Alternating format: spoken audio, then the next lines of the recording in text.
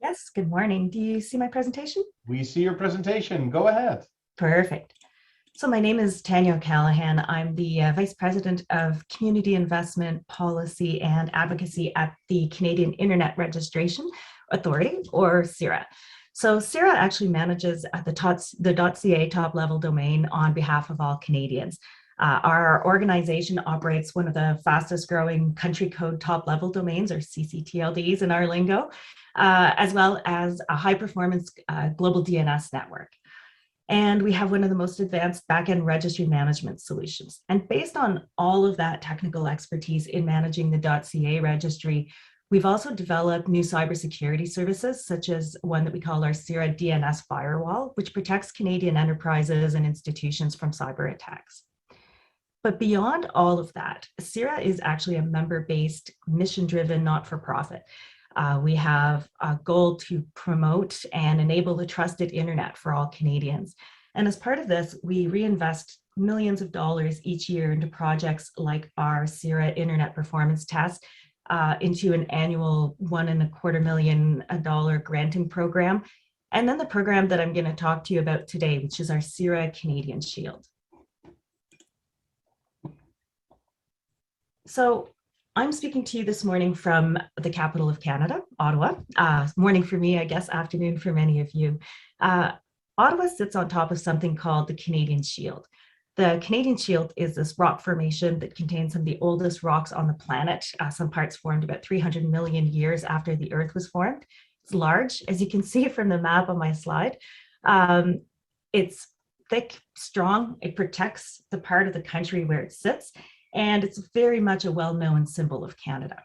And I thought it was important to explain that before I talk to you about Canadian Shield, our application. So Canadian Shield, the application, is a free cybersecurity service that we launched in 2020 that improves privacy. It blocks botnets, phishing, ransomware, and other forms of malware, and most recently, online scams as well.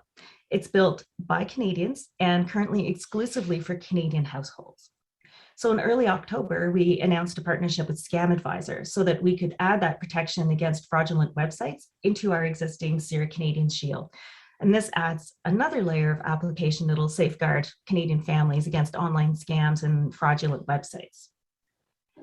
So the service has actually 3 layers of protection. One simply offers privacy protection through a DNS resolver. The second layer that we call protected adds a level of protection against malware and now scams that I was just mentioning. And then there's a third level to the service, which we call our family service. And it has all of those protections I've just mentioned, as well as some family-friendly blocking options. So how does all of that work? So to enable the service, a user has to go in and change their DNS, either at their router or at the device level, and point it to our Canadian Shield DNS resolvers. Now, we do recognize that this might create a technology barrier for some of our users, and I'll come back to this a bit later. We do, for mobile devices, have a simple app that protects iOS and Android devices once installed. CIRA Canadian Shield is what's called a public domain name system, or DNS resolver, and it double checks whether the site you're trying to access is malicious. So if we know they are, we simply block the users from visiting them. So here's an example. If you try typing cira.ca, our organization's website, into your browser, it initiates that DNS request that will help you access CIRA's website. If CIRA Canadian Shield has reason to believe that cira.ca was, for example, hosting some malicious software, which of course we would never allow, the user would be blocked from accessing it. And now the question is, how do we know if a website is malicious? So we work with a number of global and Canadian domestic partners to build a real-time threat feed. So some of these partners include ACMI, the Center for Canadian Cybersecurity, the Canadian Center for Cybersecurity, and the Canadian Center for Child Protection. And of course, recently, ScamAdviser has now been added to that list of trusted feeds. So far, in just a little over a year, about 2.2 million Canadians are currently protected across the 3 levels of CIRA Canadian Shield, all free of charge. So, as many of you know, last month was Cybersecurity Month. In fact, Confidence had that in one of her videos. And we used the opportunity to release 2 important pieces of research about the state of cybersecurity in Canada. Just last week, we actually released our very first ever analysis of the block data that we have in Canadian Shield. Among all of the data that report contains, it suggests that Canadian households faced a higher than average number of cybersecurity threats in Q3, that May to September, or that July to September period, I should say. So here's a couple findings that might be interesting to the group. The total volume of cyber threats blocked between July and September was 31.7% higher than the average previous quarters. And in Q3, the average number of phishing blocks alone recorded that the average number of phishing blocks almost doubled, so kind of a 93.8% increase over the previous quarter. July alone had about 1.5 million blocks to phishing attacks.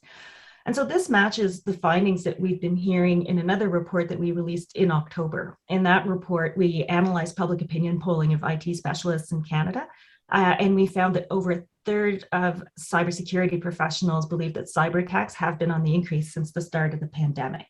And our Canadian Shield numbers really are proving that. So I'm sure you'll hear from lots of other presenters over these 2 days. It's hard to quantify the cost of scams, let alone other forms of malware and ransomware. On this slide, you'll see a bit of a snapshot of the cost of scams alone this year in Canada. We're talking about tens of thousands of victims, $144 million in loss, and then the human toll that some of these scams can have. And we know that this is likely just the tip of the iceberg because we know that scams are actually underreported. So what's the impact the Canadian Shield can have on this problem? Well, among the 120,000 or so Canadians who use our protected or family service each week, here's an overview of what we block in just 1 week. We're talking about hundreds of thousands of attempts to access phishing sites, about 500,000 visits to sites containing malware, all blocked thanks to that software. It's just so easy to imagine what could have happened to those users if they didn't have Canadian Shield in place. And when we look at the scams, 8,300 scams blocked might not seem like much compared to some of those big numbers, but we only just put ScamAdviser service in place a couple of weeks before the snapshot was taken. And let's face it, preventing 8,000 potential scams in just 1 week is certainly a meaningful number. We should also note that at this time, we're only blocking the most strongly rated scam websites, those with the highest degree of certainty. And we are looking at expanding that. And we obviously suspect that the number of scam sites blocked will increase as we up the rating of the sites that we block. So I've thrown a lot of information at you in just a few short minutes. I'm trying to stick to my 10 minutes.